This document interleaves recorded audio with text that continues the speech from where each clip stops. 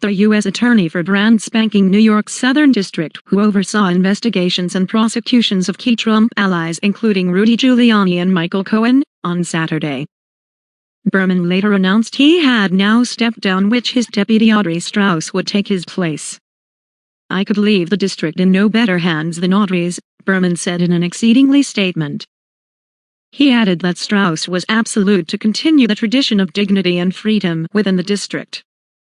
The step possibly brings to an end a bizarre dispute between the Attorney General and Berman, after Berman had previously refused to substantiate his resignation from the celebrated position after Barr's announcement in a very surprise statement on Friday evening.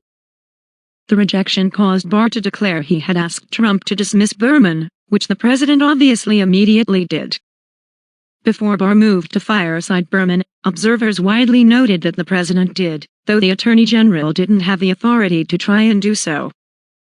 Trump appears, characteristically, to muddy waters that are already murky. Leave the White House in Tulsa, Oklahoma for his rally.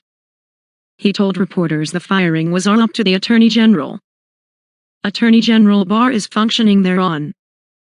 That's his department, not my department. But we've got a really capable Attorney General, so that's really up to him. I'm not involved. Steve Vladek, a law professor at the University of Texas, said on Twitter that the much bigger question is why this happened was more important than questions regarding legal authority. Even before moving against Berman, Barr had been frequently accused of weakening the integrity of the executive department. In a surprise statement released on Friday night, the Attorney General said Trump intended to nominate Jay Clayton, the chairman of the U.S. Securities and Exchange Commission, but with little experience as a federal prosecutor, as a U.S. attorney. Barr said then the New Jersey U.S. Attorney, Craig Carpenito, would be acting U.S. Attorney until the Senate could confirm Clayton. Berman said in response that he failed to know of the move until Barr's statement was issued. "I'll step down once the Senate confirms a presidentially appointed nominee," he said. "Until then our inquiries will proceed directly or interruption.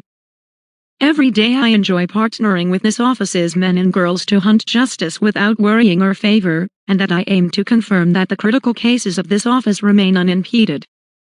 Berman showed up in Manhattan on Saturday for work. "I am here just to try to do my job," he said. When Barr tried to possess him fired, he failed to comment immediately. Barr accused Berman of choosing the general public service spectacle. "Your statement also wrongly implies that your continued tenure within the office is important to confirm that cases now pending within the Southern District of recent York are handled appropriately," he wrote. "It's clearly incorrect.